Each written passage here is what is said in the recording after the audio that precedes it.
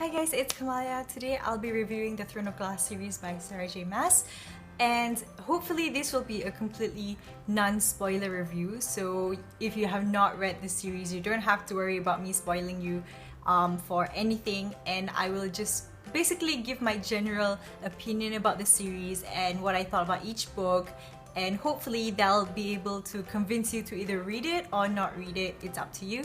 And yeah, so we have 4 books in the series so far. I know there's 3 here. My friend is still borrowing the 3rd one. But the first one is of course Throne of Glass. This is the American edition. I really want the UK edition like as soon as possible. Followed by Crown of Midnight. And the 3rd one is Heir of Fire. And the last one is Queen of Shadows. But there is also a prequel that sets place before the Throne of Glass first book. So there are a few ways that you can try to read this series. The way I did it was I read the first 3 books, and then while waiting for Queen of Shadows to come out, I read The Assassin's Blade.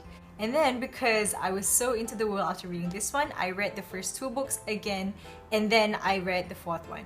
And yeah, don't do this. I don't think you should do this because it takes up a lot of time. So in my opinion, if you're trying to start the series, it is a great idea if you start off with The Assassin's Blade first. Start with the prequel, and I assure you will get a lot of background for the rest of the series, because once what I experienced in reading the books firsthand without reading the prequel is that there were certain places where I didn't know what was going on, as in the character was referring to a past event that I had no knowledge of, and it was just briefly described, and I guess I didn't really know what happened. And apparently those events had happened in The Assassin's Blade. And this is where you'll get the whole background of it, the whole story before everything that happens in Throne of Glass. It is just a great idea if you start off with the prequel. But if you have already started the series, then I would suggest you to read it before you read the 4th book, because the 4th book has a lot of reference towards the Assassin's Blade. You'll get the full experience of reading the series if you read this one at least before you read the 4th book. So yeah. Let's talk about Throne of Glass first. So Throne of Glass basically is about a girl named Selena Sardothian. She is, I think she's 18, but she is apparently the world's greatest assassin. And yeah, she's a girl. But apparently it starts off with Selena being in a death camp called Endovir, and it is pretty much like the death prison of the world in which Sarah J Maas created, and it's just the worst place ever. And it starts off with Selena being visited by the crown prince of the country, Prince Dorian, who has offered her a place to become his champion for his father's competition to choose the best warrior to become his own personal assassin. So I guess like all of the high people had to choose their own apprentice. No, they had to choose their own champion. And Prince Dorian wanted Selena to be his champion because he's heard a lot of great things about Selena. So the deal was, if she won the competition, she would have to be the king's personal assassin for 4 years, and then she would finally be a free person. Like, she can just go live her life however she wants to. So basically the first book is about this competition, but when she reaches the castle, there's evil lurking in there, and something is brutally killing off these competitors one by one. So there is quite a few fantasy elements even in the first book, and personally I didn't really enjoy the fantasy elements as much as just, you know, without it. And I guess that was just the only problem I had, because the fantasy stuff in it was very mysterious, and because of that I didn't really understand what was going on in that part of the story. But I really enjoyed the development of the characters, because they really are lovable, because Selena has to train with the captain of the guard, K.O. Westfall, who is also pretty much Dorian's best friend. And K.O. is just a really wonderful character, and so is Dorian, and there is a bit of a love triangle going on, and you just have to read it to find out whose team you would be on, and you have to tell me whose team you're gonna be on. Let's talk about the writing. The writing is quite fantastic. I really love how she describes everything. I can pretty much see it like it's a movie in my head. It's quite nice, even though I can't really imagine like a certain face for the characters, but I was able to see everything else that was described, like the setting and everything, and it was just really nice. And what surprised me was that this book is actually in a third-person perspective, and usually I'm not able to relate to the characters as much in third-person perspectives, but in this one it worked really well, and I guess it was how she developed the characters and Selena herself that I was able to relate to her in like teenagery kind of ways, and that was really nice. What I find cool about the entire series is the awesome character names. There is just a bunch of really unique names I've never heard, but they are so cool. Selena Sardothian, for example, is a really wonderful character name. I just can't stop saying it. It's just really badass. And there's K.L. Westfall, there's Dorian Havilier, there's a character called Knox, a character called Archer.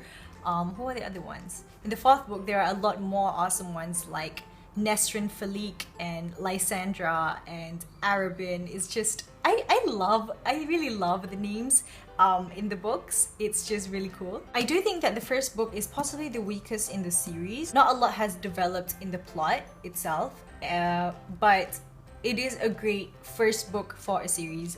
Even though I didn't enjoy it as much as the other ones, I feel like if you're trying to get into the series, you might actually enjoy it. Just don't have high expectations, because I understand that hyped up series and books may let you have high expectations, hence just like making you disappointed with what you read. Just don't have too high of expectations, and I think you will enjoy it if you're into high fantasy reads, because this is set in like its own world in the more medieval sort of setting, and it's so cool. I really love high fantasy stuff.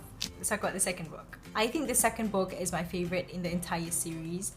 It is just fantastic, plot-wise, character development-wise, writing-wise. There is just so much feels in this book that even when I reread it, I really enjoyed it. My rating dropped a little because I already know what was gonna happen, because the first time reading it and finding out the plot twist and everything is just the best experience, and I really love this book. And I even love the cover itself. I really love, especially the back cover when she's wearing this dress. I think it's just beautiful. And yeah. Okay, I don't have the third book with me, but Heir of Fire is actually a little slow. I didn't really like the book that much at first, because there is actually 4 character perspectives written in the third book. There's one from Selena, there's one from Dorian, Kayal, and a new character, a completely new character named Manon. And I actually did not like the Manon chapters very much. Every time it came out, I'm just like, oh my god, just finish it quickly. I want to know what's happening to Selena and everything like that. So yeah, that one affected my reading experience a little bit, so I didn't enjoy the third book as much. But towards like the middle to the end, it was really fast-paced and just full of action. It was just really great. And that ending is a cliffhanger. I'm telling you, if you do not have the fourth book with you while you're reading the third book, do not finish that book yet. Just make sure you have the fourth book with you, just to be sure that like after that cliffhanger you can straight away read the fourth one. So yeah.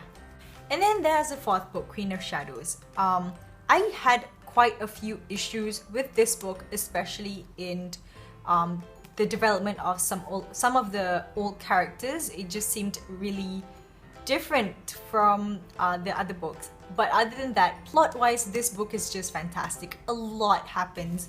As you can see, there's like 600 pages. And especially in the last 200 pages, it is just spectacular. The plot is just, I cannot even describe my feels that I had when I read like those pages. Okay, now my words are everywhere. Different from the other books, this one does not really end in a cliffhanger. It ends more in an ending that, you know, there's so much more coming, but it's more of a heartwarming sort of ending. I'm not sure, but yeah, I really also like the development of some new characters that we meet.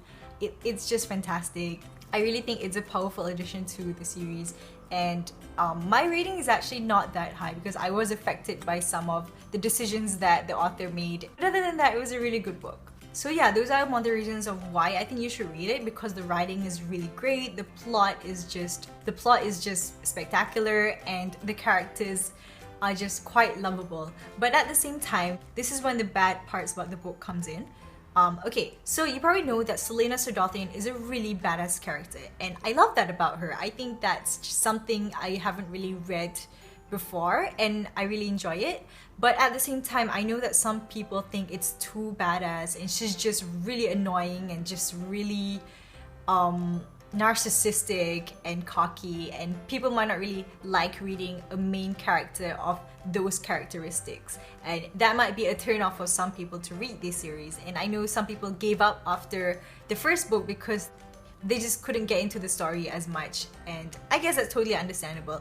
I did not have a problem with the protagonist until the fourth book, maybe, when I felt like she was a little too much at some point. But what saved me from that and just let it slide is the development from the other characters that I've grown quite fond of, and I think that saves it, I guess.